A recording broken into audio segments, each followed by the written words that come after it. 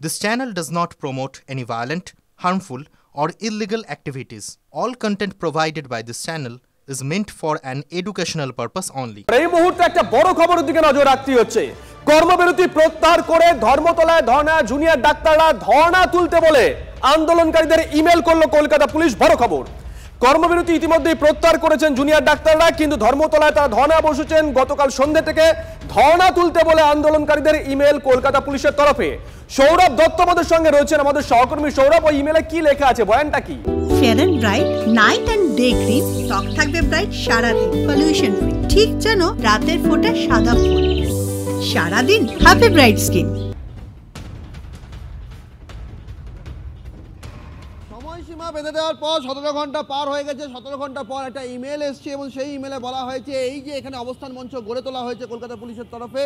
Junior চিকিৎসকেরা যে আবেদন চেয়েছিলেন, নো অবজেকশন সার্টিফিকেট চেয়েছিলেন, কলকাতা পুলিশের তরফে বলা হয়েছে যে পুজোর কারণে এই মুহূর্তে তাদের অবস্থান মঞ্চের অনুমতি দেওয়া সম্ভব হচ্ছে না। এটা জয়েন্ট কলকাতা পুলিশের তরফে জানানো হয়েছে। তবে সেই ইমেলে আরও একটি বিষয় ছিল যে এই অবস্থান মঞ্চ বাঁধতে গিয়ে তাদের যে জুনিয়র চিকিৎসক একজন নিগৃহীত হয়েছিলেন, সেই জুনিয়র চিকিৎসককে নিগ্রহের ঘটনায় পুলিশকে নিঃশর্ত ক্ষমা চাইতে হবে, সে বিষয়ে কোনো রকম কোনো উচ্চবাচ্য করা হয়নি। কিভাবে দেখছো কলকাতা পুলিশের এই ইমেলকে? আমি বলবো কলকাতা পুলিশ ইমেলের ব্যাপারে তো প্রচণ্ড সচেতন। আমি বলবো ইমেলটা যে বিষয়ে আমরা ইমেল চেয়েছি সেটার দিকে একটু নজর দিন। আমাদের 10 দফা দাবি মেনে নিলে এখানে ট্রাফিক কেন কিচ্ছু থাকবে না, জুনিয়র ডাক্তারদের কাউকেই দেখতে পাবেন না। আমরা আন্দোলন রাজপথে ছিলাম, রাজপথে চালাবো ততক্ষণ অবধি যতক্ষণ না বিচার হচ্ছে, এবং দফাগুলো মেনে নিন, তাহলে আমরা ভাবনা চিন্তা করে দেখব। এগুলোতে নজর না দিয়ে কাইন্ডলি এগুলোতে নজর দিন আমাদের মেলের প্রতি। এখানে অন্য আন্দোলনকারীরা রয়েছেন, তাদের সঙ্গেও একটু কথা। যে কলকাতা পুলিশের তরফে যে মেল করা হয়েছে, সেখানে কলকাতা পুলিশের তরফে যে মেলটি এসছে আপনারা কিভাবে দেখছেন সেই মেল? কোন মেলটার কথা? তারা বলেছেন যে আপনাদের এই অবস্থান মঞ্চ নো অবজেকশন সার্টিফিকেট, কোনো অনুমতি নেই, অনুমতি দেওয়া সম্ভব হচ্ছে না বলা হয়েছে আপনাদের অবস্থান মঞ্চ। এটা আমি মেলের আপডেটটা আমি পার্সোনালি জানি না।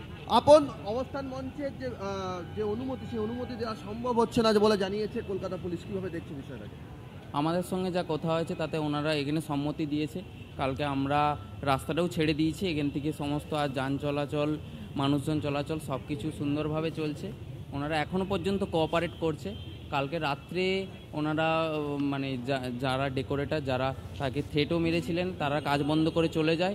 তারপর আমরা আমাদেরটা ব্যবস্থা করি, ওনাদের বলি, ওনারা আপাতত এই জায়গাটা ছেড়ে দিয়েছেন, বলেছেন তোমরা তোমাদের মেলে পরিষ্কার পুলিশের শীর্ষকর্তা জানাচ্ছেন যে আপনারা যে অনুমতি চেয়েছিলেন লিখিতভাবে, সেটা দেওয়া সম্ভব হচ্ছে না, পুজোর কারণে দেওয়া সম্ভব হচ্ছে না। তবে সেই মেলের হেডারে দেখা যাচ্ছে যে সেখানে নিগ্রহের ঘটনা, অর্থাৎ তোমার সঙ্গে যে ঘটনাটা ঘটেছে সেটারও একটা নিঃশর্ত ক্ষমা চাওয়ার যে দাবি তোমরা জানিয়েছিলে, সেই সম্পর্কে কোনো কিছু নজর থাকবে সৌরভ, নজর থাকবে।